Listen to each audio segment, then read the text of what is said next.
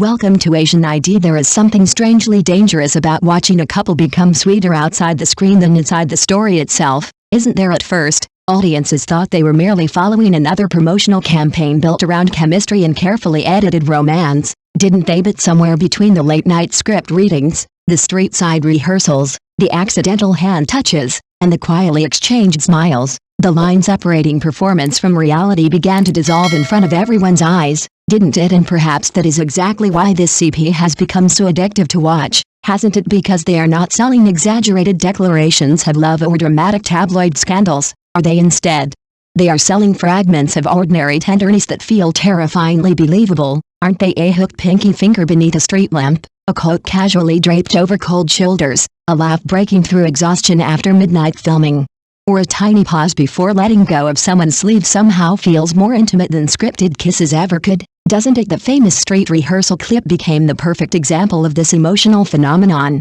didn't it? The scene itself was technically just another ordinary sequence planned for the drama, wasn't it? The walking positions were rehearsed, the dialogue rhythm was measured, and even the pauses between lines had already been discussed beforehand, hadn't they? Yet what truly captured viewers was not the script itself but the invisible layer beneath it, wasn't it? Noticed the way they instinctively adjusted their pace for one another, didn't they? They noticed the silent attention hidden inside tiny gestures that no official screenplay could fully describe, didn't they? And once audiences begin recognizing care rather than performance, actors stop looking like fictional characters and start resembling real people sharing real emotional gravity, don't they? That shift changes everything, doesn't it? Because once viewers emotionally relocate actors from celebrities into the category of people who genuinely comfort each other, every interaction suddenly becomes emotionally explosive, doesn't it? The entertainment industry understands this psychology far better than audiences sometimes realize, doesn't it? Modern production teams no longer rely only on the finished drama to attract attention,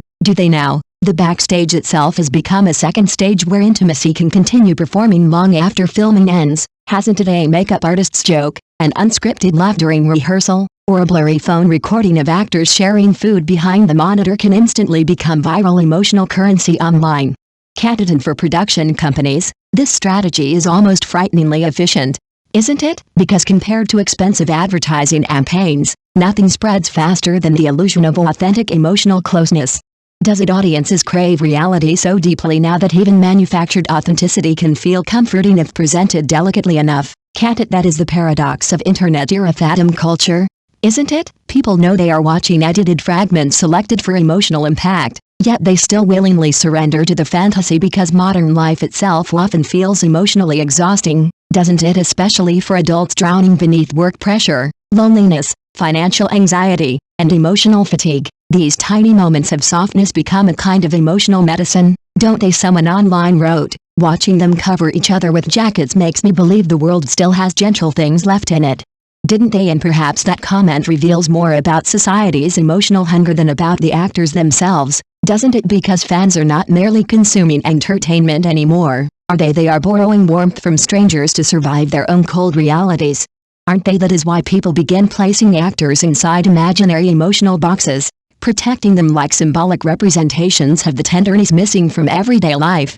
don't they? But every beautiful illusion eventually drags a shadow behind it, doesn't it? And the shadow following CP culture is the gradual erosion of privacy and emotional boundaries, isn't it? Actors are performers, not public emotional property, are they? Yet once audiences become emotionally attached to a certain dynamic, even harmless interactions begin carrying unbearable interpretive weight, don't they? A smile becomes proof, a glance becomes evidence, and silence itself becomes material for speculation, doesn't it? What begins as admiration can slowly transform into invisible emotional labor forced upon the actors themselves, can't it? Because maintaining public sweetness eventually becomes part of the job whether they intended it or not, doesn't it? And perhaps that is the cruelest part of all, isn't it? The more real a connection appears, the more audiences demand access to it, don't they? Fans want authenticity, but authenticity cannot survive constant surveillance forever, can it? At some point, every human being requires private emotional territory untouched by public consumption,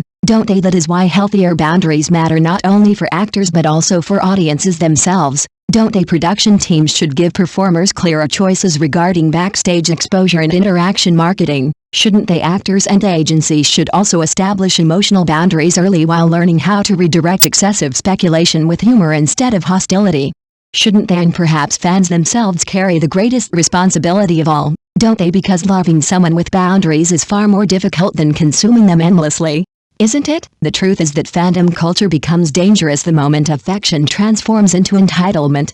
Doesn't it? Wanting two people to stay emotionally available forever simply because their interactions once comforted us is not love anymore. Is it? It is emotional possession disguised as support. Isn't it? There is a beautiful metaphor hidden inside this entire phenomenon. Isn't there? Watching a drama is like opening a jar of honey after a brutal day.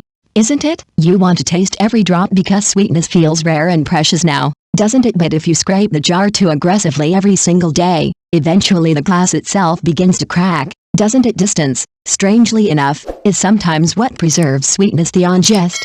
Isn't it? And maybe that is the deeper lesson hidden beneath all these viral clips, fan edits, and screaming comment sections. Isn't it? The true value of a drama should never depend entirely on whether audiences believe the actors are secretly in love off-screen. Hold it, real artistic longevity comes from strong storytelling, emotional sincerity, and performances capable of surviving even after the internet stops obsessing over backstage interactions, doesn't it? Mutual pampering between actors can enhance a story beautifully, but it should remain decoration rather than the entire foundation of success, shouldn't it? After all, sweetness without boundaries eventually turns into emotional exhaustion for everyone involved, doesn't it? And perhaps the most unsettling question of all is not whether these actors are genuinely in love. Is it? Maybe the real question is why modern audiences have become so desperate to find emotional truth inside strangers' interactions in the first place. Isn't it? In a world overflowing with loneliness, algorithms, and carefully manufactured perfection, are people still chasing romance itself, or are they simply searching for proof that tenderness can still exist somewhere beyond the screen, even if only for 15 unguarded seconds at a time? Thank you for watching the video. See you again.